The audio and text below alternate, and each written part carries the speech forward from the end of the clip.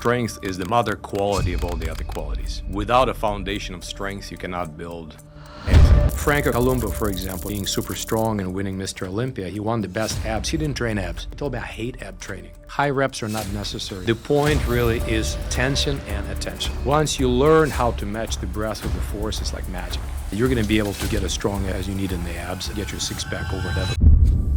Health Lab. There's 1,000 different exercises and people are like, oh, you gotta have variety, this many reps. That's not the point. The point really is tension and attention. So those are the two things. And ideally, your best first step is really learning abdominal tension through something like a Zercher squat or double kettlebell front squat, where the load distribution is such that it forces reflexive stabilization and you feel, oh, that's what tight abs feel like. And getting somebody just weak on a plank, it's hopeless. There's absolutely not gonna help. It's not. There are ways of building up to it, yes, by rolling in the back and so on. So, but if you don't have that option, or if you choose not to exercise it, you have to be extremely attentive to the details of what's going on within your abdomen. So you need to learn things like, for example, you need to learn to contract the pelvic diaphragm, pull your butt up, because you're trying to constrain the intra-abdominal pressure. Then you need to learn how to direct attention to the different parts of your abdomen, almost like a bodybuilder, but really not quite, more like a gymnast. There is this argument about in strength world about internal focus, external focus and cueing, and the agreement is in motor learning, well, external focus cueing is so much better than focusing on whatever happens within the individual muscle. It may be true in the beginning, and it may be true outside of the strength game, but any top strength athlete that you will meet, they have their own internal cues how they do something. Later on, they may forget them. It just inspires them, but they know how to. This is how I engage the lat in the bench press. George Halbert, bench press world record holder, famously said it took him many years to finally understand how the triceps is used in the bench press. Many years. So there is a lot of internal component, and for the abs, very, very much. So you have to learn how to very much direct your attention there. To get high tension, you have to keep the reps low. Like you said, 5 sets of 5, perfect. High reps are not necessary. You're not gonna burn off fat by doing more reps. You're just gonna irritate your back. That's all you're gonna do, nothing else. So you treat your ab training very much like a strength event. And if you do that, you're gonna get those results.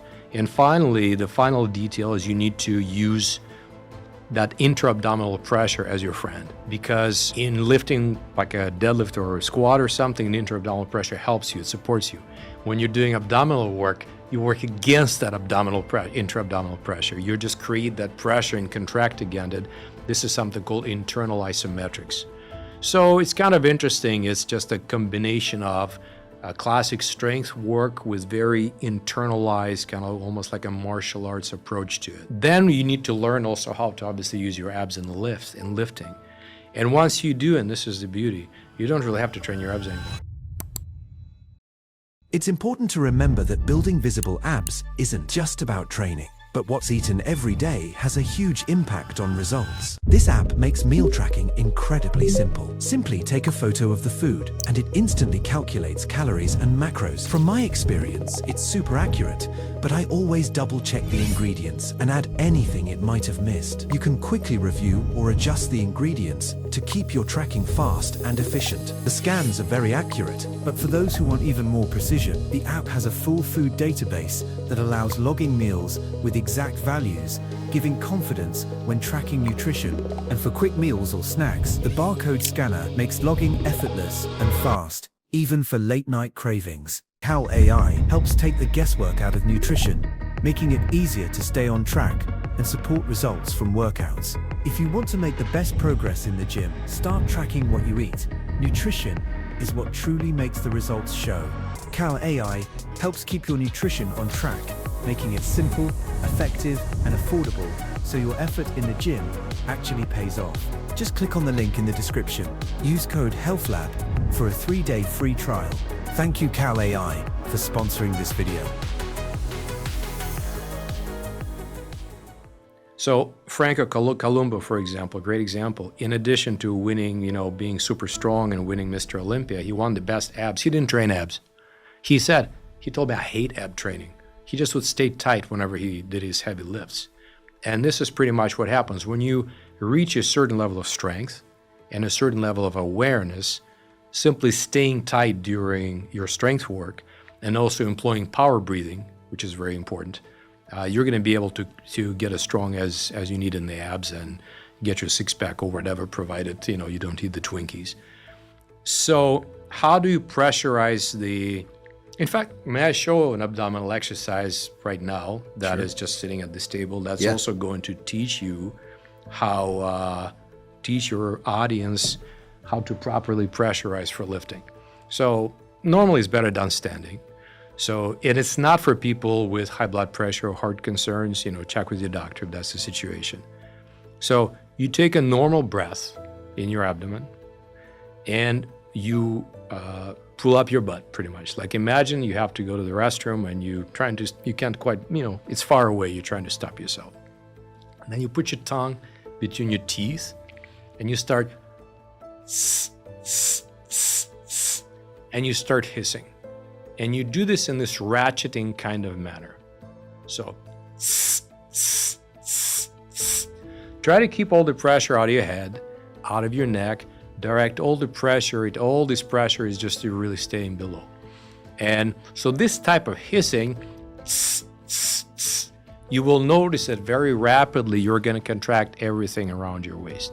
So everything around your waist is going to contract, and you're going to strain your abdomen. You're also going to start learn how to properly stabilize yourself under heavy weights. The difference between using this technique for lifting and for just training the abs, when you're training the abs, there's going to be some spinal flexion. Not a whole lot. You don't want to do a lot of that. There's going to be some spinal flexion. When you're doing that under a heavy barbell squat, you're maintaining your spine as neutral. It's like your body stays a cylinder. And you're going to hold your breath pretty much. But the idea is the same. So it's like, so the Valsalva maneuver, one Russian coach called it, it's an exhalation that didn't happen. Okay? Because people don't know hold their breath properly. They just, and then eyes are bulging out where there's no stability right here. So first of all, you got to inhale low. And how do you do that? If you watch top lifters, how they do that, they will do it through pursed lips. You can also do it through the nose, but you cannot do it through big, wide open mouth. So I'll show you why. So if you folks can try it at home. So if you put your hand on your stomach and try to do an abdominal breath, doesn't go very well. Now, for contrast, pinch off one nostril. Take an abdominal breath. Or you can do that through pursed lips. Try it again. So you see, more resistance. More resistance, and again, you're engaging the diaphragm instead of just your thorax right there. And then after that, it's that exhalation that didn't happen. Do you see? I see. And if you're doing that for an exercise that's long in duration, if you don't want to be holding your breath too long, then we have an expression that comes from one of the karate styles, breathing behind the shield. So right now I can speak to you, but I'm still just as tight. So you see what you're doing. So the way we tested it, the way we teach it at our workshops is you lie on the ground, I tell you to tense up, then I'm going to stand on your stomach and I'm going to have you sing a song. And then finally what you got to learn to do is you got to learn to match the breath with the force. So synchronize when you're punching, when you're throwing, when you're lifting, you have to learn how to match that contraction, the timing of the abdominal contraction and the pressurization, sometimes exhalation, sometimes just pretending to, with the effort. Once you learn how to match the breath with the force, it's like magic. When one throws a punch, is it true that exhaling is actually providing additional power? Or? There's no question about it. Okay. Yeah, it's been measured. It's been measured on fighters. It's also been measured in lifting as well.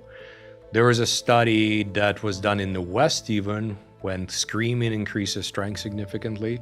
And again, this is not just a psychological component. I mean, there may be some psychological component to that, but again, there's this very distinct increase of strength through that reflex.